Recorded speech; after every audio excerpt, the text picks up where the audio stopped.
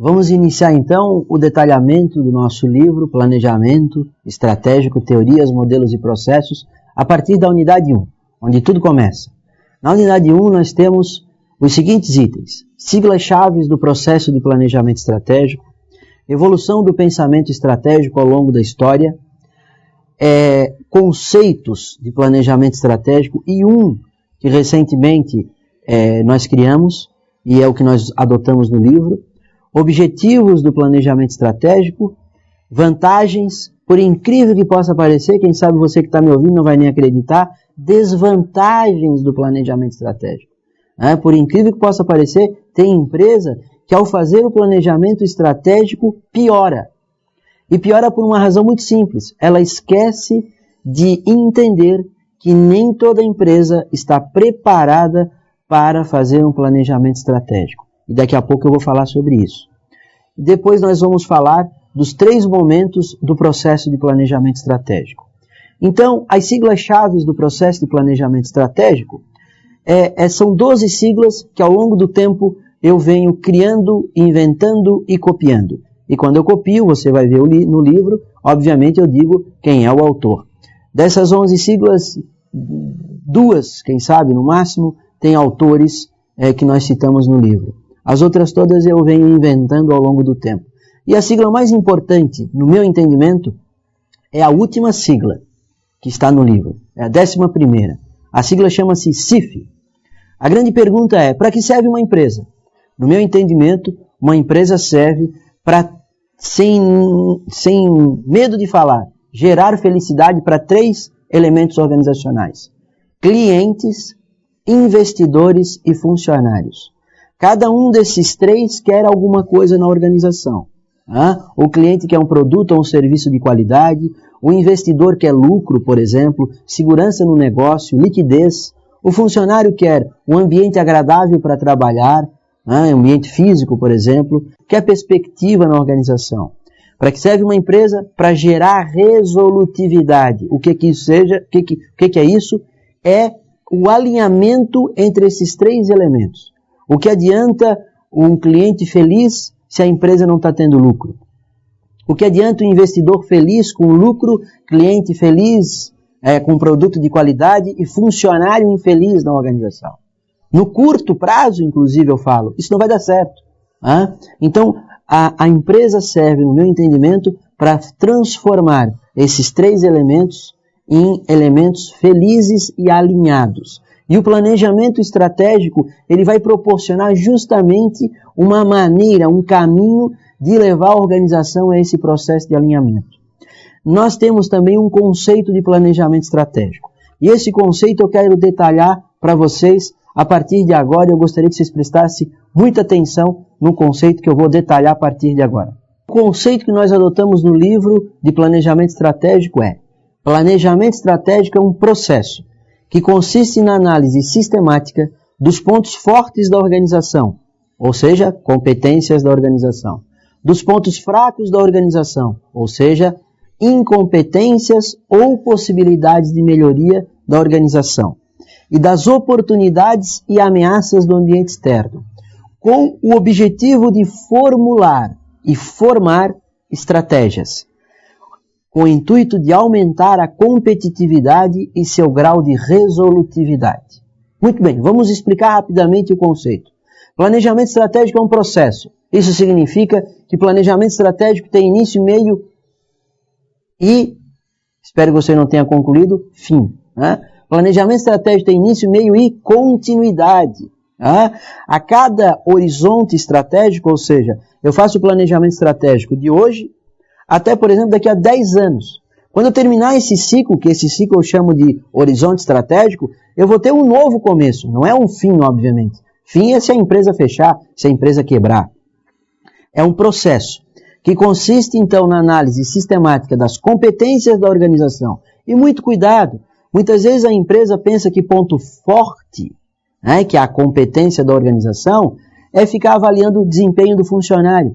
Desempenho do funcionário você não avalia no planejamento estratégico, você tem que avaliar antes do iniciar um planejamento estratégico. no momento da construção do planejamento estratégico, são os pontos fortes da empresa, da organização, e não do indivíduo. O indivíduo não é um momento agora para analisar competência ou incompetência. Não serve para isso o planejamento estratégico. É um outro momento. E dos pontos fracos, incompetências. De novo, incompetências de quem? Do indivíduo? Não, da empresa, da organização. Ameaças e oportunidades, me parece que está claro, né? Tudo aquilo que está fora da empresa e de alguma forma influencia positivamente a empresa é uma oportunidade.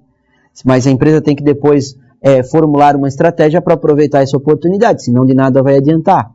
Uma ameaça, aquilo que está fora da empresa, atrapalha o seu desempenho. E se a organização não formular uma estratégia, a empresa vai ter uma dificuldade muito grande. Com o objetivo de formular e formar. Formular é pensar, construir a estratégia antes do ato acontecer, antes do evento acontecer. Isso é formular. Formar é quando eu tenho uma estratégia formulada, mas o mundo mudou, o ambiente mudou. Se o mundo mudou, o ambiente mudou, não significa agora que eu vou implementar essa estratégia.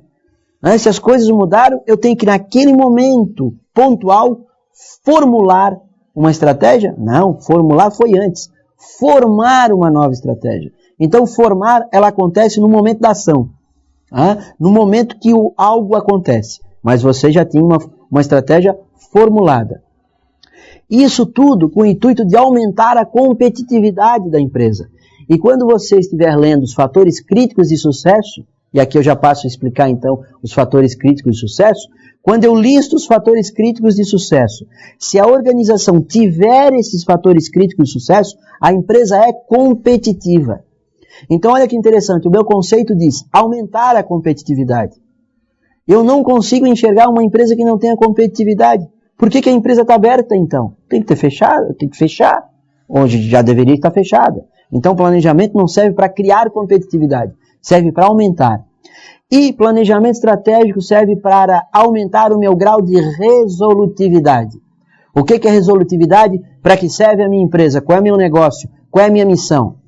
Se eu estou realizando o meu negócio, minha missão, na sua plenitude, no seu nível máximo, eu estou sendo resolutivo. Isso significa que eu não gosto desse conceito sempre e nunca, né? Mas eu sempre posso aumentar o meu grau de resolutividade. Ou seja, melhorar sempre e cada vez mais o meu desempenho organizacional, o meu desempenho estratégico. E para finalizar a unidade 1, nós temos no livro a construção dos 3 momentos do processo de planejamento estratégico. Rapidamente, os 3 momentos. O primeiro momento, eu chamo de diagnóstico estratégico. É um conceito que eu ouso dizer, quem está me vendo, vocês não vão encontrar esse conceito em nenhum outro livro. Por quê? Porque é um conceito diferente. Diagnóstico estratégico é a coalizão dominante formal da empresa. Eu não vou dizer aqui o que é coalizão dominante formal da empresa. Vou deixar você ter a curiosidade e ler no livro o que significa coalizão dominante formal da empresa. A coalizão dominante formal da empresa tomar a decisão de fazer o planejamento estratégico porque na empresa existe a possibilidade objetiva de eu conseguir levar o planejamento estratégico à frente. E nem toda empresa está nesse momento. E no livro você vai ver uma série de elementos que dizem assim: estou preparado para iniciar o planejamento estratégico da minha empresa? Sim ou não? Eu passo um checklist para ver se a empresa está pronta para fazer. Como eu disse no início, nem toda empresa está pronta para fazer. Chegando à conclusão, a partir do momento 1 de que eu devo fazer o planejamento estratégico, eu vou para o momento 2. E o momento 2 é a discussão e a construção da declaração de valores, missão, visão, fatores críticos de sucesso, análise externa, análise interna, matriz fofa, questões estratégicas, estratégias e ações estratégicas. E o momento 3 nada mais é do que a implantação disso na organização.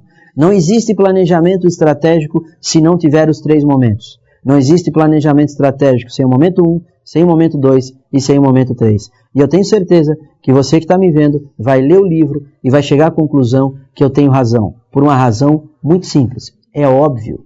Não existe a mínima possibilidade de eu ter um planejamento estratégico se eu não tiver claramente esses 3 momentos, na teoria e na prática da minha organização. Um abraço.